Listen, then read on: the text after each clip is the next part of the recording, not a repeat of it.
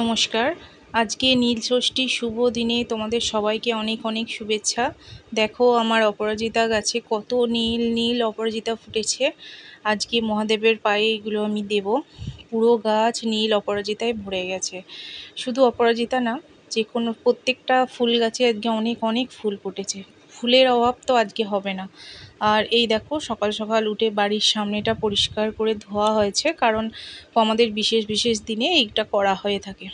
আর সামনে যে গন্ধরাজ গাছটা দেখতে পাচ্ছ, এই গন্ধরাজ গাছটাতেও অনেক ফুল হয়েছে, অনেক ফুল তুলে তুলে নিয়েছে। ওপর দিকে যে ফুলগুলো আছে সেগুলো তোমাদের দেখাতে পাচ্ছি। আর এই দেখো ছোট ছোট মিনি রঙ্গন ফুটে রয়েছে। আর বাড়ির মধ্যে আমার যে নয়নতারা গাছটা দেখো পুরো গাছ ভরে গেছে ফুলে, প্রচুর ফুল। আজকে ঠাকুর পুজোর জন্য একটুও ফুলের অভাব হয়নি। আর গাছের এই যে পাথরকুচি গাছের গাছটা দেখছো, এটাও আমার বাড়িতে বসানো আছে। অনেক হয়েছে, একটা থেকে অনেক হয়ে গেছে। ছোটোবেলায় এই পাতা বইয়ের মধ্যে রেখে দিতাম, শিকড় বেরিয়ে যেত। তোমরা নিশ্চয়ই অনেকেই করেছো। আর সকাল সকাল দেখো আমার বিছানা ঘুম থেকে উঠে সব কমপ্লিট করে নিয়েছি, গুছিয়ে নিয়েছি। আজকে অনেক কাজ, মেয়ে বাইরে পড়তে যাবে, টিউশন যাবে, প্লাস আমার নীল ষষ্ঠীর উপোস আছে। তো বেশি দেরি করলেও চলবে না। আর এদিকে ইনি উঠে পড়েছে। আমি যখনই উঠবো ওনার ঘুম ভেঙে যাবে। ওর পাশ থেকে আমার ওঠার জো নেই। জানি না কিভাবে বুঝতে পেরে যায়। যখন ও যে একটু ঘুমাবে, আমি যে একটু তাড়াতাড়ি উঠে সমস্ত কাজগুলো করে নেব, সেটা কোনো দিনই সম্ভব হয় না। কারণ আমি ওর পাশ থেকে উঠলেই ও উঠে পড়ে। তো তার জন্য ওকে আগে আমি তাড়াতাড়ি সকালবেলা ব্রেকফাস্ট করিয়ে ওকে আমি ওর ঠাম্মার কাছে দিয়ে দিই, তারপর আমি সকালের কাজগুলো সেরে নিই। এই দেখো ওকে খাইয়ে দিচ্ছি, ও সকালে উঠে সেরেল্যাক খায়, আমি সেটাই খাওয়াচ্ছি। চেয়ারে বসিয়ে দিয়েছি, তো চুপচাপ ও খেয়ে নেয়। খাওয়াতে কোনো ডিস্টার্বও করে না, চুপচাপ খেয়েই নেয়। শুধু একটাই বদমাইশি, চারিদিকে এদিকে এটা ওটা হাত দেবে, ফেলবে, সারাদিন এই করে যায় ও। তো ওর ডিউটিটা কমপ্লিট হলে আমার অনেকটা ফ্রি লাগে, আমার বাকি কাজগুলো আমি ঠিকঠাক টাইমলি করতে পারি। চলো এবার আমার বড় মেয়ের পড়তে বেরোবে। বড় মেয়েরা দেখো স্নান হয়ে গেছে, রেডি হচ্ছে। ওকে এবার আমাকে একটু ব্রেকফাস্ট বানিয়ে দিতে হবে।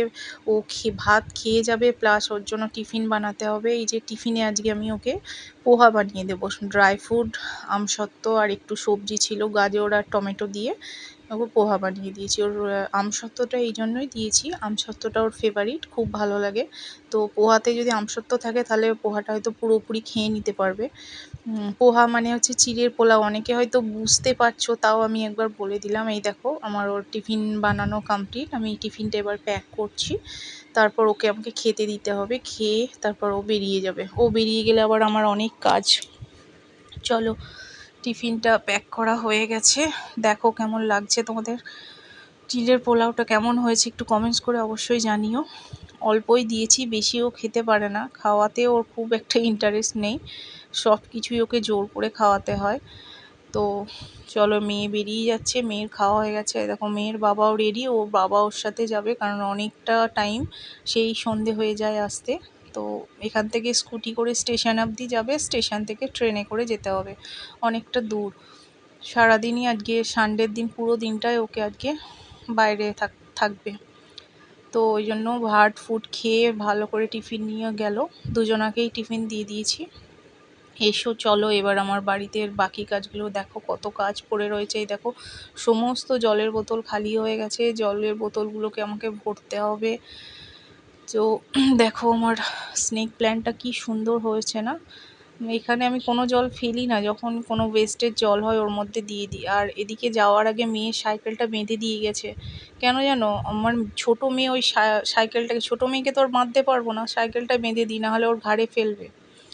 তো চলো এবার মেয়ের ফোটানো জল বসিয়ে দিয়েছি, যেটা ছোট মেয়ের, ওকে এখন আমি ফোটানো জলই খাওয়াই, জল ফুটিয়ে ছেঁকে। তারপর আমার স্নান হয়ে গিয়েছিল, স্নান করে জামা কাপড় মেলে দিয়ে আমি একটু ঠাকুর ঘরে এসেছি পুজো করতে। আজকে আমার শ্বশুরের মৃত্যুদিন ছিল, সেই জন্য আমি শ্বশুরকে প্রণাম জানিয়ে একটা বাতিও জ্বেলে দিয়েছি ওনার উদ্দেশ্যে। তারপর আমি আমার বাকি কাজগুলো স্টার্ট করেছি। সকালে তো খাওয়া দাওয়া হয়ে গেছিলো, লাঞ্চ ওরা করে চলে গেছিলো। আজকে আমার উপোস, শাশুড়ির উপোস, এমনি কিছু রান্না নেই, কিন্তু ছোটো মেয়ের জন্য আমায় একটু রান্না করতে হয়েছিল। তো সেরকম কিছু রান্নার চাপটা ছিল না, কিন্তু এদিকে এক্সট্রার কাজগুলো একটু বেশিই ছিল, কারণ পুজো দিতে যাওয়া, তারপর বাবার মাথায় জল ঢালা, এসবগুলো বাতি জ্বালা টাইমে করতে হয়, দুপুর 12টা বাজার পর এগুলো করতে হয়। তো তার জন্য একটু এই বাড়ির কাজগুলো গুছিয়ে আমাকে যেতে হবে, 12টার মধ্যে সব কমপ্লিট করে ফেলতে হবে। তো সেটাই একটু চাপের ছিল। মেয়ের রান্না করে মেয়েকে খাইয়ে চান টান করে তবেই আমি গেছিলাম।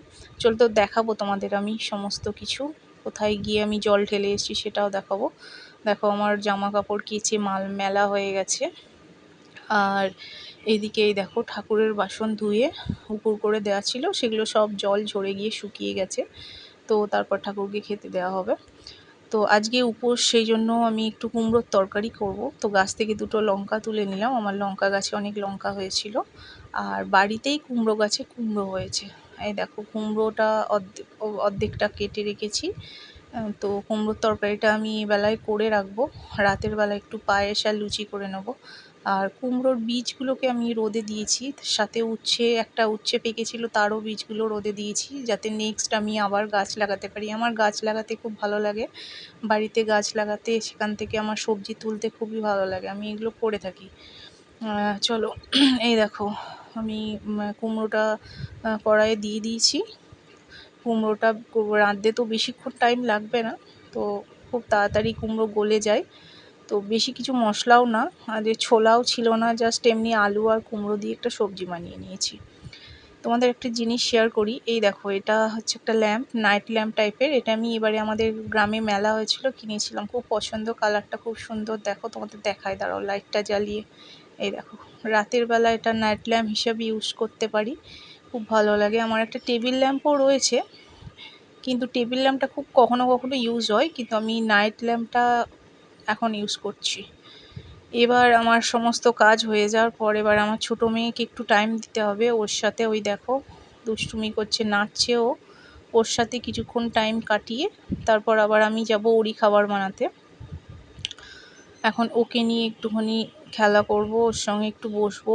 বাড়িতে তো কেউই নেই, ও বোর ফিল হচ্ছে, বাবা দিদি থাকলে ওদের সাথে একটু টাইম ওর কাটে। ও বাইরে খুব একটা যাওয়া পছন্দ করে না, বাড়ির মধ্যেতেই ওর বাড়ির লোকেদের সাথেই ও থাকাটা বেশি পছন্দ করে। বা সমস্ত যেই জিনিসপত্র নিল, এই দেখো সাজতে ভালোবাসে, জানো তো, খুব ভালো সাজতে আমার সমস্ত হারগুলোকে টেনে টেনে নিজেই পরে নেবে, আবার সেটা আবার এসে দেখাবে, হেয়ার ব্যান্ড পরবে, দেখাবে, মানে সবাই বলতে হবে বাবা কি সুন্দর লাগছে, তাহলে তো ওর খুশিতে আত্মহারা একদম। এই দেখো আমি আবার চুলটা একটু বেঁধে দিলাম, আর কপালে একটা টিপ পড়েছে, আর গলার হারটাও নিজেই একবার করে খুলছে। কালকে তো 3টে হার গলায় পরে নিয়েছিল, তার জন্য খুলে দিয়ে, ওর দিদির একটা হার ছিল, দিদির হারটা একটা ছিঁড়েও দিয়েছে, দিদি হারটা খুলে নিয়েছিল, তার জন্য রেগে গিয়ে ছিঁড়ে দিয়েছে। সব মানে সাজুগুজু করতে, আমার বড় মেয়ে পুরো অপোজিট, বড় মেয়ে খুব একটা সাজুগুজু করে না, একদম নর্মাল থাকতে পছন্দ করে, কিন্তু আমার এই ছোটো মেয়ে সাজতে খুবই ভালোবাসে। চলো এবার মেয়ের সঙ্গে সময় কাটানোর পর রান্নাবান্না করা হয়ে গিয়েছিল, 12টা বাজার পর আমরা পাড়ার 3জন মিলে এই দেখো নীলের ঘরে পুজো দিতে যাচ্ছি, সেখানে বাতি জ্বালবো, বাবার মাথায় জল ঢালবো। এই দেখো পুরোহিত মশাই পুজো করছে, আমার জায়ের এবং আমার শাশুড়ির নামে সংকল্প করে পুজো করা হচ্ছে। আমি সমস্ত কিছু নৈবেদ্য করে নিয়ে যাওয়া হয়েছিল, তারপর সেখানে পুরোহিত মশাই পুজো মন্ত্র বলে পুজো করে দিয়েছিল। তারপর আমি বাবার মাথায় জল ঢেলে ফল দিয়ে ধূপ মোমবাতি জ্বেলে দিয়েছিলাম। তোমাদের কেমন করে নীলের পুজো হয় একটু জানিও, আমাদের এখানে এরকমই হয়। বাবার মাথায় প্রথম কাঁচা আম দিয়ে, আমরা এতদিন আম খাইনি, আজকে বাবার মাথায় কাঁচা আম দিয়ে তারপর আমরা এর নেক্সট থেকে আমরা আমের টক বা আম ডাল খেতে পারবো। এই দেখো মন্দিরের চত্বরটা একটু তোমাদের দেখায়, এইখানেই আমাদের নীলের পুজো হয়। ওই যে দূরে দেখছো দোল মন্দির, ওটা। এই দেখো এইখানে পুজো হয়ে যাওয়ার পর এই যে ফলগুলো কেটে প্রসাদ দিচ্ছে, তারপর বাড়ি ফেরার পথে এই মন্দিরটা, এখানে মা কালী পুজো হয় এবং আমাদের এখানে জগৎগৌরী মা আসে, সেই জগৎগৌরী মায়ের মন্দির এটা। এইখানেতেও আমরা আসার পথে বাতি ধূপ জ্বেলে তারপর প্রণাম করে ফিরছিলাম। তো এই দেখো আমার জ্বালা হয়ে গিয়েছিল, তো আমার জায়েরা জাল ছিল, সেই জন্য সেই ফাঁকে আমি একটু তোমাদের মন্দিরটা দেখিয়ে দিলাম। কেমন লাগছে মন্দিরটা বলো। এখানে আমাদের মা জগৎগৌরী মা আসে, তোমাদের এর পরের বার দেখাবো। এর আগেও দেখিয়েছি, একটা শর্ট ভিডিও আছে, তোমরা চ্যানেলে গিয়ে দেখে নেবে। এরপর চলো বাড়ি ফিরতে হবে আমাদের। সব লাস্টে আমরা বাড়ির কাছে এই যে শেতলা মন্দিরটা আছে, এখানে এর শেতলা পুজোর একটা ভিডিও আমি দিয়েছি, তোমরা দেখে থাকবে। তো এখানে প্রণাম করে ধূপ মোমবাতি জ্বালিয়ে এবার আমরা বাড়ি ফিরব। চলো টাটা, দেখা হচ্ছে নেক্সট ভিডিওতে। আজকের ভিডিওটা কেমন লাগলো